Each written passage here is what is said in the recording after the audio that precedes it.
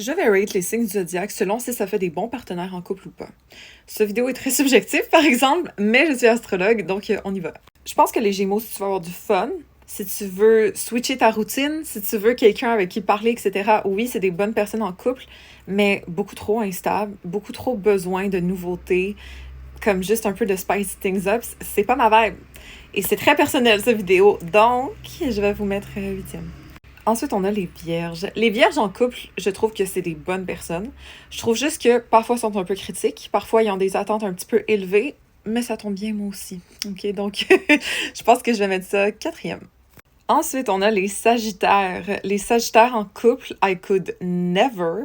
Mais en même temps, je trouve que c'est des gens tellement inspirants, tellement le fun d'être autour. La seule chose, c'est que vous êtes trop indépendants, man. Qu'est-ce que je vais faire, moi, avec ça? C'est juste non. Fait que je vais mettre 7. Ouais, désolée, Saji, je vous aime, mais comme, I could never. Un bélier aussi, fuck. La liberté, c'est vraiment quelque chose, avec mes problèmes d'abandon, que j'ai de la misère, OK? J'adore les béliers, par exemple. J'adore leur énergie directe, franche, assumée. Comme c'est vraiment quelque chose qui me plaît. Je vais vous mettre 5e. Oh, mes Verseaux. Mes Verseaux, quand je parle d'indépendance, d'individualité, vous êtes le top par rapport à ça. Et donc, vous êtes mon bottom. Juste parce que vous avez besoin de vivre une vie où est-ce que je suis pas dedans de temps en temps, avoir votre bulle, là. Moi, je pète la bulle. Fait que, non, merci. Mais c'est pour ça qu'on pourrait pas être en couple. De toute façon, moi, je suis scorpion, j'étouffe, puis vous voulez vivre. Fait que ça marchera pas. 10e. Les lions. Les lions, pour vrai, je suis biaisée, mon chum est lion, mais je trouve que ça fait vraiment des bons partenaires parce qu'ils sont affectueux, généreux, ils ont une belle énergie, sont chaleureux, sont fun. Quand ils sont évolués. OK? Moi, je suis chanceuse, c'est ça que j'ai trouvé, mais reste que les lions narcissiques, égocentriques, égoïstes, qui pensent juste à eux, c'est pas évident. Moi, je trouve que les lions en couple, je suis biaisée, vous le savez, mais je mettrais ça 3e. J'ai beau dire que je suis biaisée, moi, je pense pas que les scorpions en couple, c'est le numéro 1, OK? Malgré que je sois scorpion, je pense que c'est des gens très exigeants. Je pense que c'est des gens qui en demandent beaucoup, de fusion, de proximité, tout ça. Ils peuvent être un petit peu contrôlants par moment. Ça veut pas dire que vous êtes scorpion, vous allez être comme ça. Si vous avez plein de placements sagittaires, ce sera pas le cas, etc. Je vais mettre 6e, OK? Parce que c'est de l'amour dévotionnel, c'est de l'amour freaking loyal, mais il y en a qui sont croches. Et pour la justice, je vais mettre ça à 6. Là, j'ai encore pogné les Verseaux, mais les Verseaux, qu'est-ce que vous voulez que je fasse avec vous? 9e, I'm sorry. Pisces. J'aurais pas mis 1 ou 2 pour les Pisces.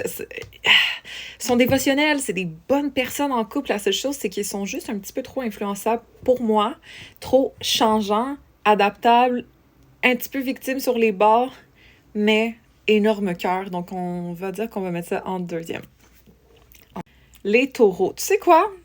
Taureau first place, I'm not against it. Pour vrai de vrai, je trouve qu'un taureau qui aime, déjà, c'est très loyal. Ça reste à long terme. Ça n'a pas besoin d'aller fouiner par-ci, par-là.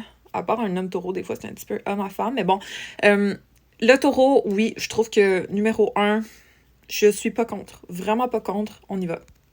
Donc, les balances, vous auriez été quand même top list parce que je trouve que vous êtes des personnes qui collaborent bien en couple, qui sont capables de faire des compromis. La seule chose, c'est que vous aimez plaire.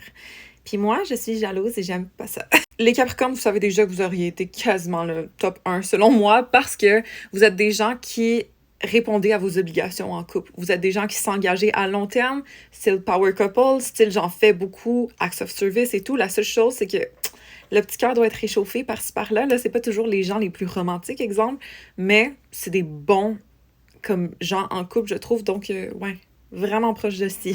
Wow, puis les cancers, au top aussi, hein. Les cancers en couple, quand ça aime, pour vrai, ça s'accroche, ça s'engage, ça donne tout émotionnellement.